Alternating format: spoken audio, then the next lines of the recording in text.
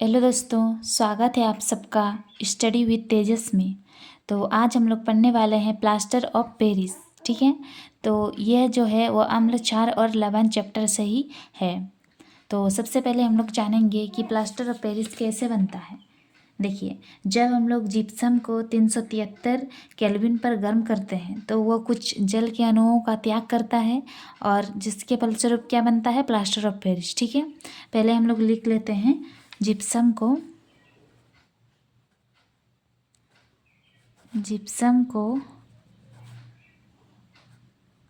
373 kelvin पर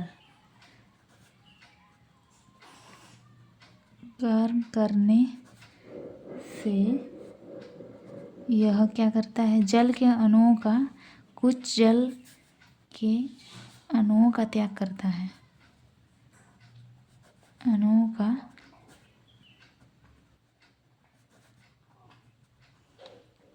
त्याग करता है।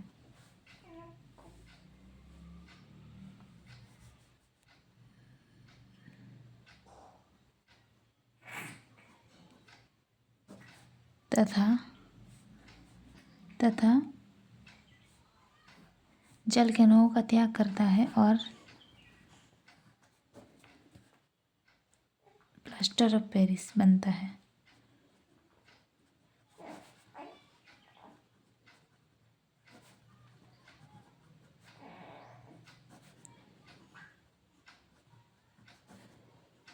ठीक है, देखिए, जब जिप्सम को हम लोग 373 केल्विन पर गर्म करते हैं तो वो कुछ जल के अणुओं का त्याग करता है, जिससे क्या होता है, प्लास्टर ऑफ पेरिस का निर्माण होता है। तो सबसे पहले हम लोग लिख लेते हैं, इसका रिएक्शन तो देख लेते हैं। देखिए, कैल्शियम सल्फेट 2H2, ये हम लोग का जिप्सम का फॉर्मूला है। ये हम लोग का जिप्सम का फॉर्मूला है, कैल्शियम सल्फेट 2H2। जब हम लोग इसको गरम करते हैं 373 केल्विन पर, ठीक है, गरम करते हैं तो हम लोग को क्या मिलता है, CaSO4 ½ H2 मिलता है। ½ H2 प्लस इधर ½ H2 इधर बाहर निकल जाता है। ठीक है, तो क्या हुआ, ये जो मतलब देखिए, जब हम लोग जिप्सम को 373 केल्विन पर गर्म कर रहे हैं तो ये जिप्सम जो हुआ वो कुछ जल के अणुओं का त्याग कर देता है, जिसके पश्चात हम लोग का प्लास्टर ऑफ पेरिस का निर्माण होता है। तो ये कैल्शियम सल्फेट व ½ H2O, इसको हम लोग क्या बोलेंगे, इसको हम लोग बोलेंगे plaster of Paris. Plaster of Paris, ठीक है। अभी हम लोग इसका उपयोग देख लेते हैं, प्लास्टर ऑफ पेरिस का उपयोग क्या क्या है, हम लोग किस चीज़ में इसका उपयोग कर सकते हैं। ठीक है, तो देखिए, प्लास्टर ऑफ पेरिस के बहुत सारे उपयोग हैं। क्या करता है, जो चिकित्सक होते हैं वो टूटी हुई हड्डियों को जोड़ने के लिए प्लास्टर ऑफ पेरिस का उपयोग करता है। चिकित्सा के क्षेत्र में इसका उपयोग किया जाता है। क्या चीज़ में होता है, टूटी हुई हड्डियों को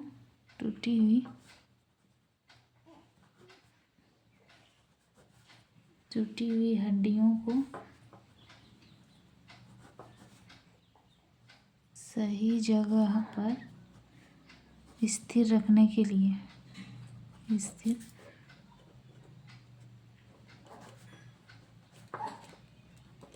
ठीक है। तो प्लास्टर ऑफ पेरिस का उपयोग हम लोग क्या करेंगे, चिकित्सा के क्षेत्र में किया जाता है। टूटी हुई हड्डियों को सही जगह पर स्थिर रखने के लिए प्लास्टर लगाया जाता है।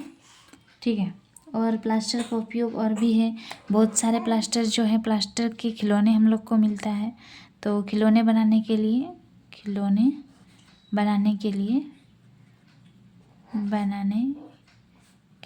ठीक है, खिलौने बनाने के लिए भी प्लास्टर ऑफ पेरिस का उपयोग किया जाता है।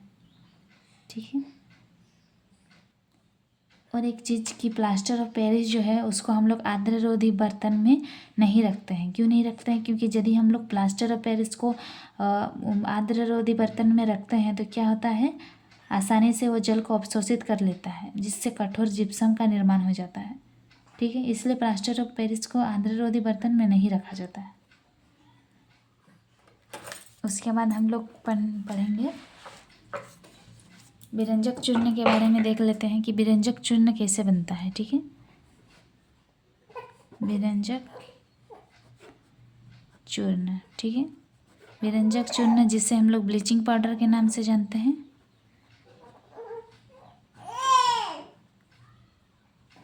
ब्लीचिंग पाउडर के नाम से जानते हैं। ठीक है, विरंजक चूर्ण ये कैसे बनता है? जब हम लोग शुष्क बुझा हुआ चूना, शुष्क बुझा हुआ चूना, शुष्क बुझा हुआ चूना का फॉर्मूला होता है आपका CaOH का होल 2 कैल्शियम हाइड्रोक्साइड। ठीक है, जब शुष्क बुझा हुआ चूना पर क्लोरीन गैस को प्रभावित किया जाता है, क्लोरीन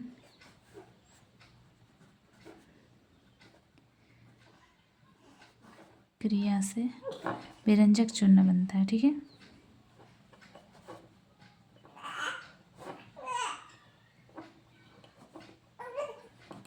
हाँ छुट्टू कहाँ जा रहा बाबू?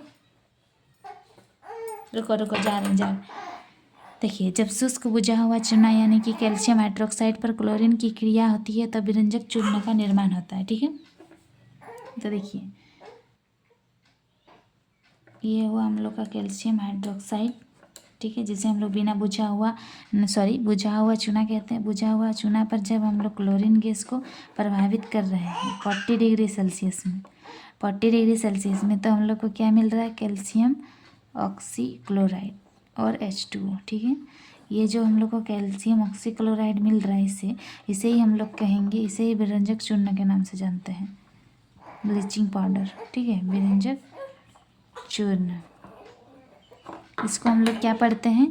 Calcium oxychloride. ठीक है, जब कैल्शियम हाइड्रोक्साइड यानी कि बुझा हुआ चूना को क्लोरीन गैस के साथ क्रिया करवाया जाता है 40 डिग्री सेल्सियस में, तो विरंजक चूर्ण का निर्माण होता है। ठीक है, अभी इसका उपयोग हम लोग देख लेते हैं।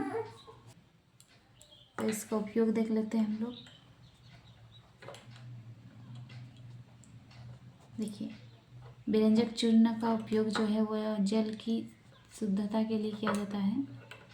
जल की शुद्धता, ठीक है, जल की शुद्धता के लिए किया जाता है। फिर जो विरंजक चूर्ण का उपयोग है वो कपड़ों में विरंजक के रूप में किया जाता है। कपड़ों में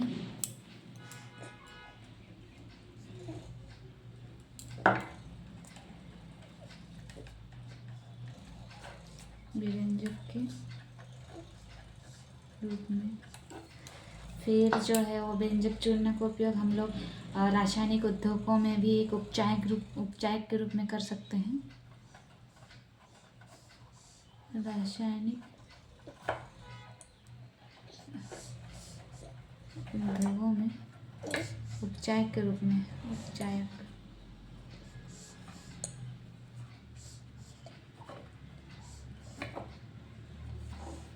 ठीक है, फिर हम लोग देख लेते हैं बेकिंग सोडा। ठीक है, क्या देखेंगे अभी? Baking soda. Baking soda, baking soda, baking soda जो बेकिंग सोडा कैसे बनता है उसको हम लोग देखेंगे। बेकिंग सोडा को खाने वाला सोडा के नाम से भी जाना जाता है। ठीक है, तो जब हम लोग इसमें डायरेक्ट रिएक्शन लिख लेते हैं। ठीक है, जब सोडियम क्लोराइड को जल, कार्बन डाइऑक्साइड और अमोनिया NH3 अमोनिया के साथ रिएक्शन करवाते हैं तो अमोनियम क्लोराइड NH4Cl और हम लोग को क्या देता है? Sodium hydrogen carbonate NaHCO3 sodium hydrogen carbonate देता है। जब सोडियम क्लोराइड H2O CO2 और NH3 का रिएक्शन होता है तो क्या मिलता है हम लोग को? सोडियम क्लोराइड और सोडियम हाइड्रोजन कार्बोनेट। तो जब हम लोग को सोडियम हाइड्रोजन कार्बोनेट जो है ये, इसको ही हम लोग बेकिंग सोडा के नाम से जानते हैं। ठीक है, इसको हम लोग क्या बोलेंगे? Baking soda.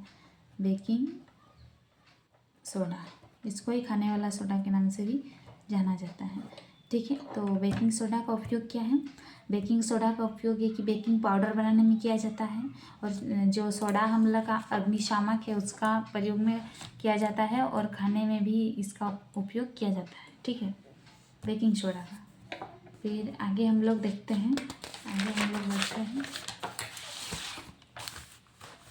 ठीक है, आगे हम लोग देखेंगे बेकिंग सोडा हो गया। धवन सोडा भी कैसे बनता है? धोने वाला सोडा। ठीक है, धवन सोडा लिख लेते हैं।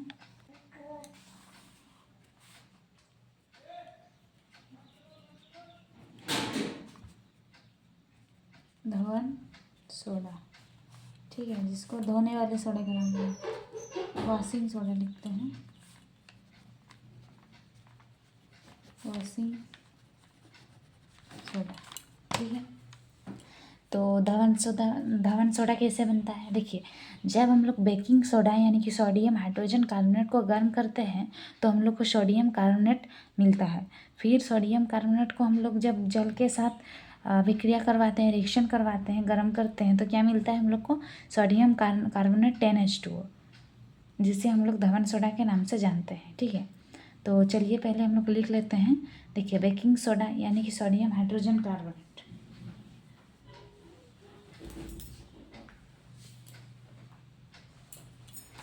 ठीक है।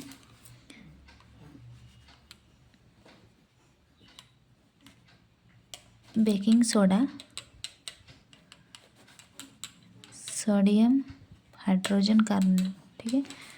जब हम लोग बेकिंग सोडा को गर्म करते हैं,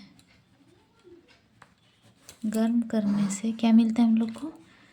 सोडियम कार्बोनेट मिलता है, NaCO3, सोडियम कार्बोनेट मिलता है। Na2CO3 होगा, सोडियम कार्बोनेट बनता है। ठीक है, पहले इतना रिएक्शन कर लेते हैं। देखिए, बेकिंग सोडा NaHCO3, जब बेकिंग सोडा को हम लोग गर्म कर रहे हैं तो हम लोग को क्या मिल रहा है? सोडियम कार्बोनेट प्लस H2O होगा प्लस CO2। ठीक है, इधर बैलेंस कर लेते हैं, इधर 2 दे देने से बैलेंस हो जाएगा। ठीक है, जब हम लोग सोडियम हाइड्रोजन कार्बोनेट को गर्म किए तो हम लोग को सोडियम कार्बोनेट मिला। फिर हम लोग सोडियम कार्बोनेट को जब जल के साथ गर्म करेंगे, ठीक है, सोडियम कार्बोनेट के साथ जल के 10 अणुओं के साथ हम लोग रिएक्शन करवाएंगे। 10 के कितने अणु? जल के 10 अणुओं के साथ जब हम लोग रिएक्शन करवाते हैं तो हम लोग को क्या मिलता है? Na2CO3, sodium carbonate 10H2O। ठीक है, इसको ही हम लोग किस नाम से जानते हैं? इसी को हम लोग गरम लिख लेते हैं। इसको ही हम लोग वॉशिंग सोडा के नाम से जानते हैं, वॉशिंग सोडा। ठीक है, उपयोग लिख लेते हैं, इसका क्या उपयोग होता है? उपयोग, इसका उपयोग तो घरों में साफ सफाई के लिए किया जाएगा, घरों में साफ सफाई के लिए करते हैं, साफ सफाई के लिए। और एक होता है इसका जल की स्थायी कठोरता को दूर करने के लिए, जल की स्थायी कठोरता को दूर करने के लिए।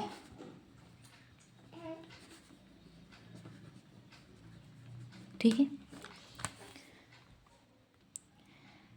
ठीक है गाइस, तो देखिए और एक बार हम लोग इसको समझ लेते हैं। धवन सोडा यानी कि वॉशिंग सोडा, जब बेकिंग सोडा को गर्म किया जाता है, ठीक है, जब बेकिंग सोडा को हम लोग गर्म कर रहे हैं तो हम लोग को सोडियम कार्बोनेट मिल रहा है। तो फिर सोडियम कार्बोनेट को जब हम लोग जल के 10 अणुओं के साथ गर्म कर रहे हैं तो हम लोग को sodium carbonate 10H2, sodium carbonate 10H2 मिल रहा है। ठीक है, इसको ही हम लोग वॉशिंग सोडा, धवन सोडा के नाम से जानते हैं। इसका उपयोग क्या है? इसका उपयोग क्या कि घर की साफ सफाई के लिए किया जाता है, और जल की स्थायी कठोरता को दूर करने के लिए भी धवन सोडा का उपयोग किया जाता है। ठीक है, और हम लोग एक चीज़ जान लेते हैं, जो धवन सोडा है, जिसको हम लोग धवन सोडा है, उसका कलर जो होता है, उसका रंग होता है वो वाइट होता है। ठीक है, एक बार लिख लेते हैं, धवन सोडा। रुको, जा रहे हैं धवन सोडा का फॉर्मूला भी लिख देते हैं। सॉरी, हाँ ठीक है था, सोडियम कार्बोनेट 10H2, ठीक है 10H2 धवन सोडा। इसका जो कलर होता है क्या कलर का होता है? वाइट, ठीक वाइट कलर का होता है।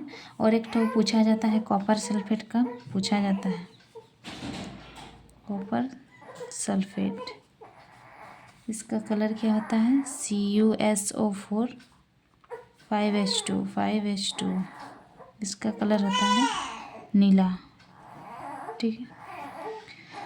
चलिए गाइस, आज के क्लास में इतना ही रखते हैं, मेरा बच्चा रो रहा है। फिर अगला क्लास में मिलते हैं। अच्छा लगा हो वीडियो तो लाइक कीजिए, कमेंट कीजिए और शेयर कीजिए। Thanks for watching.